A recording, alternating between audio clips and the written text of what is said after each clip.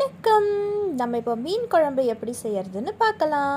புளி எடுத்துருக்குறோம். இப்போ முதல்ல 2 லெமன் சைஸ் புளி, அதை நல்லா கரைச்சிட்டு அதில் 2 ஸ்பூன் மிளகாய் தூள் போட்டுட்டு கொஞ்சம் உப்பு, குழம்புக்கு எவ்வளோ நம்ம உப்பு தேவையோ அவ்வளோ உப்பு போட்டுடலாம். போட்டு நல்லா கரைச்சிட்டு கொஞ்சம் வெங்காயம், கொஞ்சம் தக்காளி, கொஞ்சம் கொத்தமல்லி போட்டுடலாம். நான் எப்போவுமே இப்படி தான் செய்வேன். இப்படி செஞ்சால் கொஞ்சம் நல்லா டேஸ்ட்டாக இருக்கும்.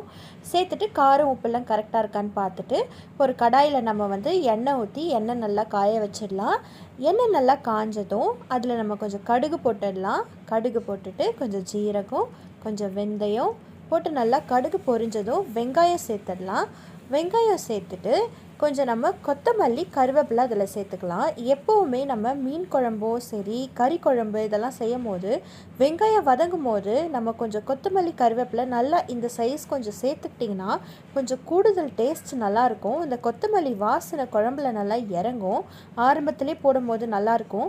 இப்போ நல்லா வெங்காயம் இந்தளவுக்கு ப்ரௌன் கலரில் வந்ததும் இஞ்சி பூண்டு பேஸ்ட்டு சேர்த்துடலாம். நம்ம இஞ்சி பூண்டு விழுது சேர்த்ததும் அதை நல்லா கலரி விட்டுடலாம். கலரி விட்டுட்டோம். ரொம்ப நேரம் கலர வேண்டாம், கொஞ்சம் நேரம் ஒரு 2 நிமிஷம் கலர்னா போதும். அதுக்கப்புறம் தக்காளி, 2 பச்சை மிளகாய் சேர்த்துடலாம். இது ரெண்டுத்தையும் நல்லா வதக்கிட்டு இந்த மாதிரி நல்லா எண்ணெய் திரிஞ்சு வரும். அப்போ நம்ம அரைச்சி வச்சுருக்கோம். ஆக்சுவலாக ஒரு தக்காளி, ஒரு வெங்காயம், கொஞ்சம் கொத்தமல்லி போட்டு அரைச்சிருக்கிறோம். எப்போவுமே மீன் குழம்புல கொத்தமல்லி கொஞ்சம் அதிகமாக சேர்த்துக்கிட்டோன்னா மீன் கவுச்சி வாடை வராது. அதனால தான் நம்ம இப்படி பண்ணுறோம். அது கொஞ்சம் நேரம் வதங்கிட்டதும் புளி தண்ணி நம்ம கரைச்சி வச்சுருக்கோம் இல்லையா, மிளகாத்தூள், உப்பு ஆல்ரெடி சேர்த்துருக்கோம்ல, அதை நம்ம சேர்த்துடலாம். தண்ணி எவ்வளோ தேவையோ கொஞ்சம் சேர்த்துட்டு, ரொம்ப கட்டியாக இருந்ததுன்னா கொதிக்கும் போது ரொம்ப திக்காயிடும் குழம்பு. அதனால் கொஞ்சம் தண்ணி ஊற்றி வேக வச்சிடலாம். குழம்பு நல்லா கொதித்ததும் மீனை இந்த மாதிரி ஒரு மீனாக நம்ம எடுத்து குழம்புல போட்டுடலாம். மீன் முதல்ல போட்டதும் கொஞ்சம் கொதித்ததுக்கு அப்புறமா நம்ம மாங்காய் சேர்த்துடலாம். மீன் குழம்புனா மாங்காய் தானேங்க முதல்ல இருக்கணும். அதனால் மாங்காய் நல்லா நம்ம சின்ன சின்ன துண்டாக, கொஞ்சம் மீடியம் சைஸ் துண்டாக நம்ம கட் பண்ணி மாங்காவை நம்ம சேர்த்துடலாம். மாங்காய் சேர்த்துட்டு குழம்பு நல்லா கொதிக்க வச்சு இறக்கிடலாம்.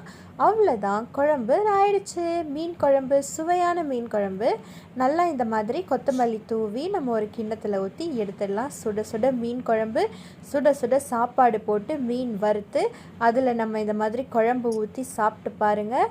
நல்லா சுவையாக டேஸ்ட்டாக இருக்கும். நான் சொன்ன மாதிரி கொத்தமல்லி சேர்த்து சாப்பிட்டு பாருங்கள்.